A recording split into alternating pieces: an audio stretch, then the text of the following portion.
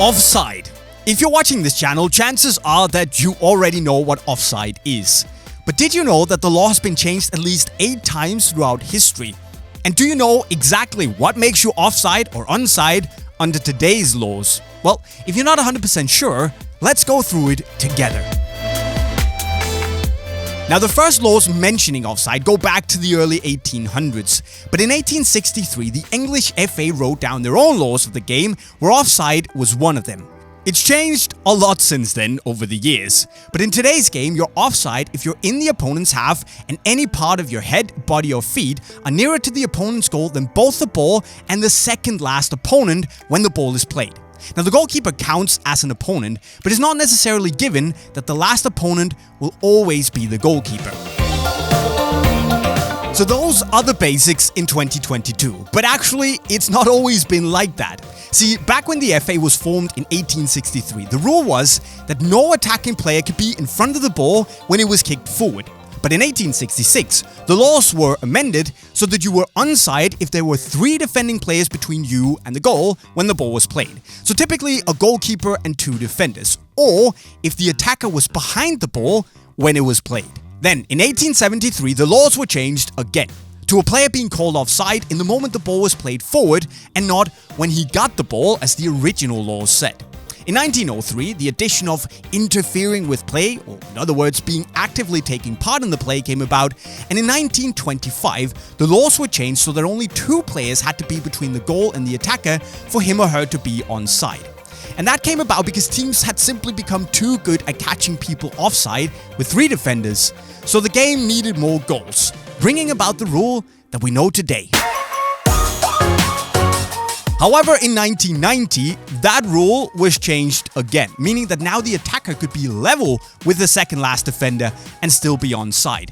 And then in 2005, it was changed another time, saying that a player would only be offside if any part of his body that he could score with was closer to the goal than the second last defender. So it's fair to say that the laws have been relaxed quite a bit, which makes it fun and intriguing to see that some players are still constantly offside. But all of this covers when a player is or isn't offside when the attacking team plays the ball forward. What happens if the ball comes off a defender or off a save from the goalkeeper?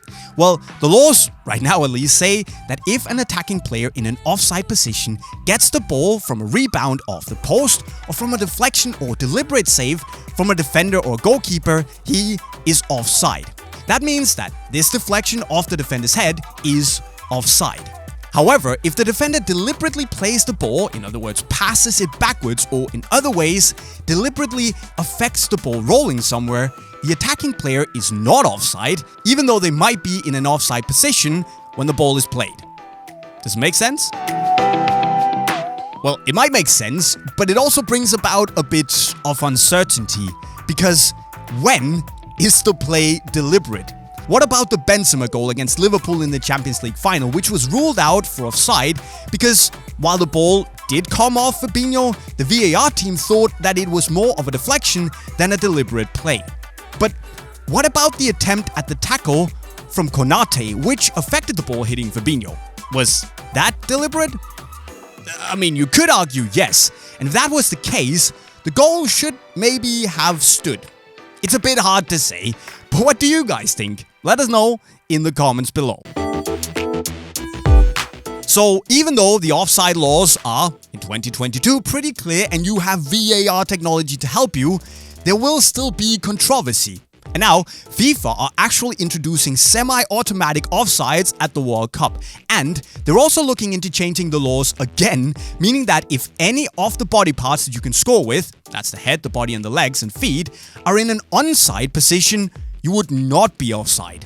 But would that be a good idea and semi-assisted offsides at the World Cup? Let us know what you think in the comment section right down below. Remember, of course, to subscribe to the channel with the notifications on, and then check out 10 crazy football laws that you probably didn't know in the link right over there. And with that, I'll be signing off. Cheerio.